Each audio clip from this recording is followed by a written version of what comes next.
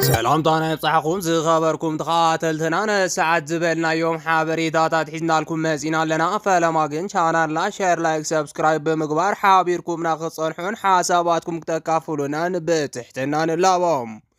سراويت ኢትዮጵያ በኃይልታት ፋኖን ኦሮሞ ነጻነት ግንባርን ሰፋሕቲ ስዕረታት የተኣናግድ ከም ዘሎ ተገሊጾም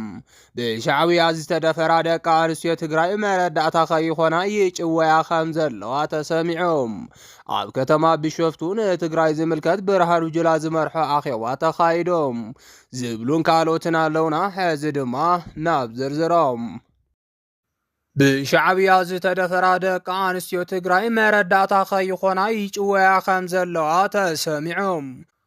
ኣብ ግዜ ጆኖሳይዳል ኩናት ትግራይ መላእ ትግራይ ተቋፂሮም ዝነበሩ ልፍንታውያን ወረርቲ ሓይልታት ሃፍቲ ትግራይ ካብ ምስራቅን ምዕናውን ብተወሳኺ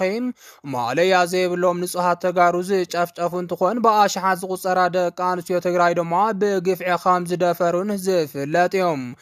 ብሓፈሻ ድማ እዞም ልፍንታውያን ሓይልታት ኣብ ልዕሊ ህዝቢ ትግራይ ታሪክ ይቕረ ዘይብሎ ጭንካነ ዝተመልኦ ግፍዕታት ፈፂሞም እዮም ብፍላይ ሰራዊት ሻዕቢያ ተቋፂርዎም ኣብ ዝነበረ ከባቢታት ትግራይ ሓያል ፆታዊ መጥቃዕትታት ከም ዝፈፀመ መጽናዕትታት የመላኽቶም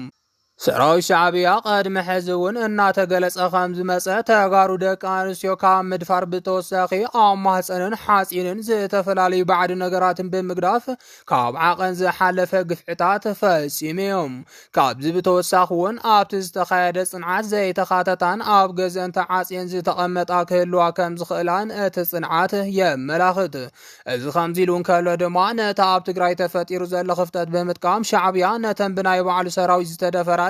ግፍዒ ዝተፈጸመለን ደቂ ኣንስትዮ ይዕፍነን ከም ዘሎ ተሰሚዖም ብፍላይ ካብ ዶባት ኤርትራ ኣብ ቀረባ ርሕቐት ኣብ ዝርከባ ከባቢታት ዓዲግራት ዝነብራ ብወራር ሻዕቢያ ዝተደፈራ ደቂ ኣንስትዮ ትግራይ ብሰለልቲ ሻዕቢያ ይድለያን ይህደናን ከም ዘለዋ ግዳያት ፀጥታዊ ዓመፅ ሻዕቢያ ዝኾና ደቂ ኣንስትዮ ትግራይ ንቢቢሲ ተዛሪበን እዘን ግዳያት ፆታዊ ዓመፅ ዝኾና ተጋሩ ደቂ ኣንስትዮ ሻዕቢያ ንዝሰርሖ ወንጀል ብኣካል ዘለዋ መሰኻኽር ስለ ዝኾና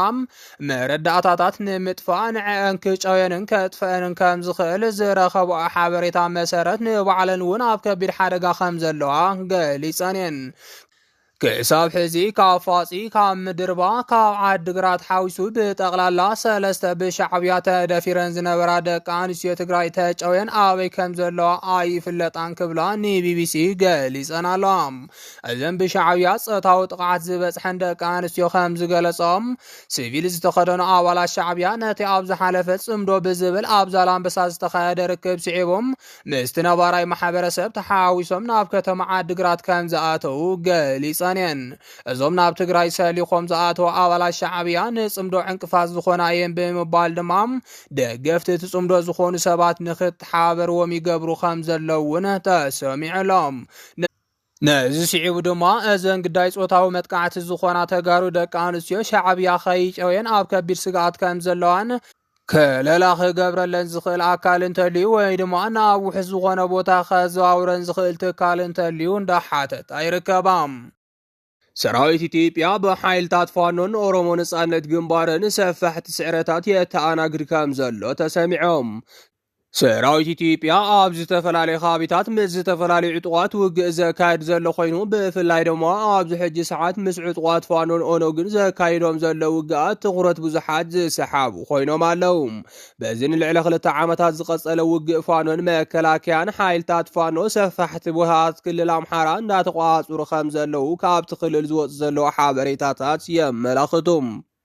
በብዕለቱ ዝወፅ ዘለው ዝተፈላለዩ ሓበሬታታት ከም ዘመላኽትዎ ድማ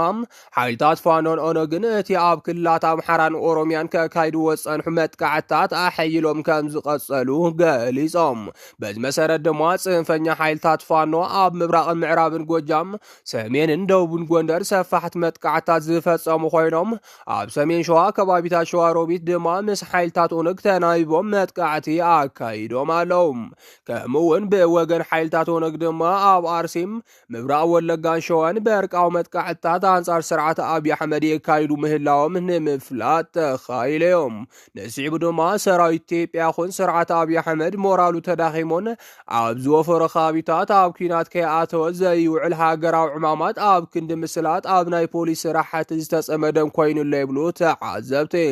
ሓይልታት ፋኖ ግን ኣብ ማሕበራዊ ሚድያ ኣብ ዝለቀቅዎ ቪድዮ ደማም ብኣሽሓት ዝቁጸሩ ወተሃደራት ስርዓት ኣብይ ኣሕመድ ከም ዝተማረኹ ዘመላኽትዮም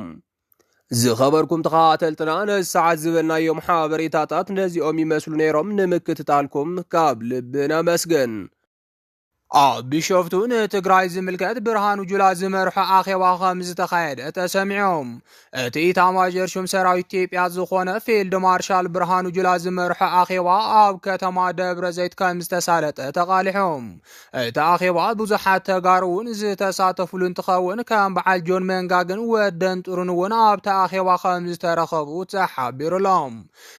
ጀነራል ዮሐንስ ገብረ መስቀል ወይ ድማ ጆን መንጋግ ማለት ኣብ ግዜ ጆኖሳይዳል ኩናት ትግራይ ምስርዓት ብልጽግና በመወጋን አንጻር ትግራይ ዝወፈረ ትግራዋይ እዩ እቲ ኣብ እዋን መኸተ ትግራይ ሰራዊት ትግራይ መሪሑ መስተንክር ዝሰርሐ ጀነራል ወደን ጥሩውን ኣብ ኣኼባ ከም ዝተሳተፈ ተሰሚዑሎም ኣዛዚ ኣርማ 50 ዝነበረ ወደን ጥሩ ነቲ ኣብ ትግራይ ዝተፈጠረ ፖለቲካዊ ምክፍፋል ስዒቦም ምስቲ ብጌታቸው ረዳ ዝምራሕ ዝነበረ ጉጅለ ሕወሓት በመወጋን ካብ ሓላፍነቱ ክለቅቕ